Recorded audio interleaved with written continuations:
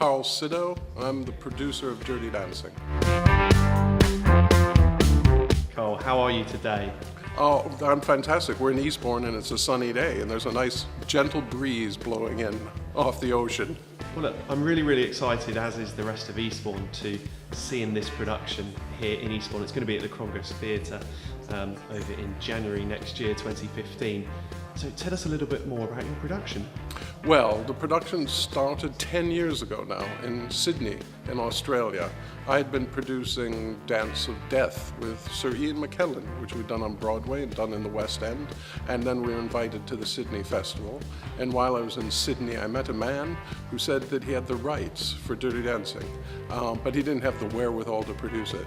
So it was a lovely transition from Strindberg's Dance of Death to Dirty Dancing. Not a lot of choreography in Strindberg, but there's lots in Dirty Dancing, which is the most spectacular stage production of all time, according to The Observer. That was quite a mouthful, having quite a few D's in there, but well done because you managed to get them out, so that's excellent. So it's being the most successful stage production of all time. What do you think makes it the most successful? Well, I think it's actually, it's really interesting because, of course, it was an independent film. It was made for only $5 million. I've spent more than that on every single stage production we've done of it. But it was a film that wasn't meant to do well.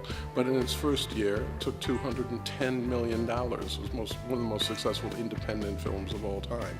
And I think it's the story, as always, with something that lives on and on. Because, okay, it came out in '87, so we're coming up for, sort of another anniversary. But it was the first VHS cassette to sell 1 million units. The DVD is hugely successful. The film's soundtrack still sells in its millions. So it's something when I was asked to do it, and I looked at it, I thought, well, it had already by then lasted quite a few decades as being, sort of incredibly successful. So the challenge was, people talk about putting a film on stage. Gee, that should be easy, everything's all done. Well, the film has 118 unique scenes in it. It's physically impossible. You can't just put a film on stage.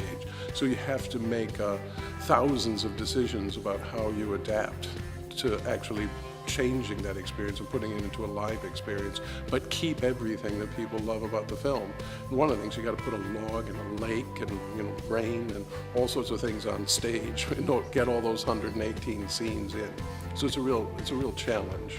Brilliant. So Karl, finally, tell us what Eastbourne viewers have to look forward to when they come along here in January. Well, what else but the time of their life, of course.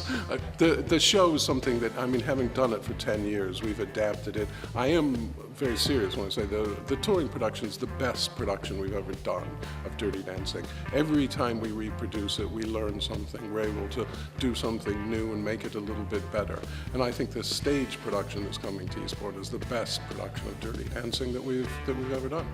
Karl, thank you very much for your time today, and we look forward to seeing Dirty Dancing next year. Thank you very much. Look forward to coming to Eastbourne.